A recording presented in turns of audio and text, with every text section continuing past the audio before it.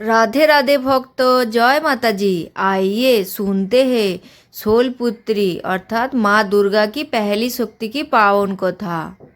जो भी भक्त सच्चे मन से इस कथा को श्रवण करती है उसके जीवन की हर संकट दूर होती है।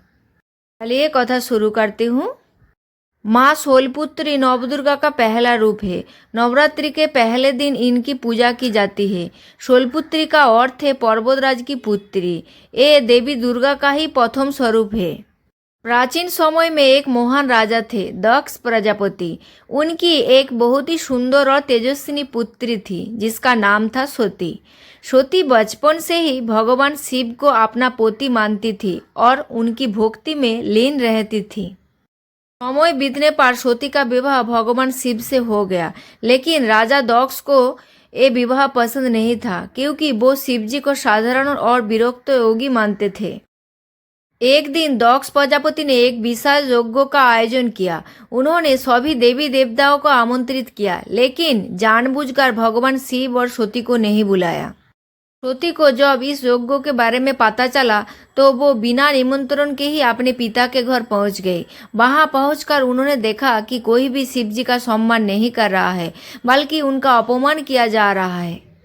ये देखकर सती बहुत दुखी और क्रोधित हो गई। उन्होंने अपने पिता को समझाने की कोशिश की, लेकिन दक्ष ने शिवजी के प्रति अपने अपमानजनक शब्दों को नहीं रोका। अपने पति का अपमान सहन न कर पाने के कारण सती ने यज्ञ कुंड में कूदकर आत्मदाह कर लिया। ये घटना बहुत ही दुखद और इससे पूरे ब्रह्मांड में शोक छा गया। सती के आत्मदाह के बाद भगवान शिव अत्यंत दुखी हो गए और गहरे ध्यान में चले गए। उधर सती ने अगले जन्म में पर्वतराज हिमालय के घर जन्म लिया। इस जन्म में उनका नाम पार्वती पड़ा। पर्वतराज हिमालय की पुत्री होने के कारण ही वो शूलपुत्री कहलाई। शूल यानी पर्वत और पुत्री यानी बेटी। पार्वती बचपन से ही भगवान शिव को अपने पति के रूप में पाने का संकल्प लिए हुए थी। उन्होंने कठिन तपस्या शुरू की। कई वर्षों तक उन्होंने जंगलों में रहकर बिना भोजन पानी के कठोर साधना की। उनकी इस अटूट भक्ति और तपस्या से प्रसन्न होकर भगवान शिव ने अंततः उन्हें अपनी पत्नी के रूप में स्वीकार कर लिया। देवताओं और ऋषियों की उपस्थिति में भगवान शिव और पार्वती का विवाह बड़े ही धूमधाम से हुआ।